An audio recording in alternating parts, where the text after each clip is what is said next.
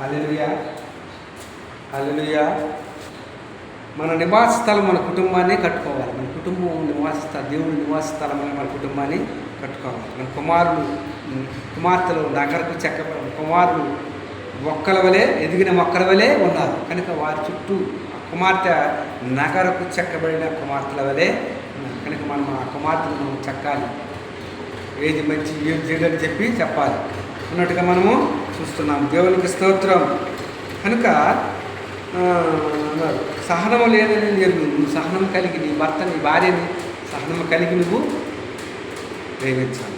ఒకవేళ ఒక మాట అన్నప్పటికీ పైవాడిగా ఉండాలి. మొదట నీకున్న ప్రేమ ఇప్పుడు లేదు. మొదట నువ్వు ప్రేమించావు, ఆమె చుట్టూ తిరిగావు, ఆమెను ప్రేమించావు, పెళ్లి చేసుకున్నావు. ఇప్పుడు ఏదైనా అడిగితే నువ్వు కాపాడుతున్నావు కనుక మొదట ఉన్న ప్రేమ ఇప్పుడు లేదు.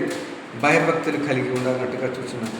గయ్యాలి భార్య ఉంటే కంటే ఒక మూలం ఉంట, గయ్యాలి భార్య ఉంటే ఆ ఇంట్లో సంతోషం ఉండదు, సమాధానం ఉండదు, నెమ్మది ఉండదు, ఏది ఉండదు. దేవునికి ఇస్తుంది కనుక ఈ లోకంలో ఉంటున్న మనము గయ్యాలి భార్య వల్ల ఉండడానికి వీల్లేదు. దేవునికి స్తోత్రం.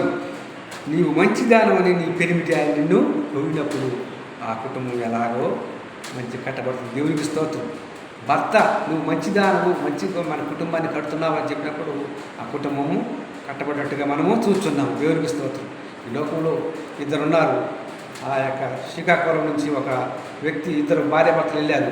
వారు మాటి మాటికి గొడవ పెట్టుకొని ఒక నెల ఎక్కడ ఉంటే ఒక నెల అక్కడ అట్లా అనుకుంటుండగా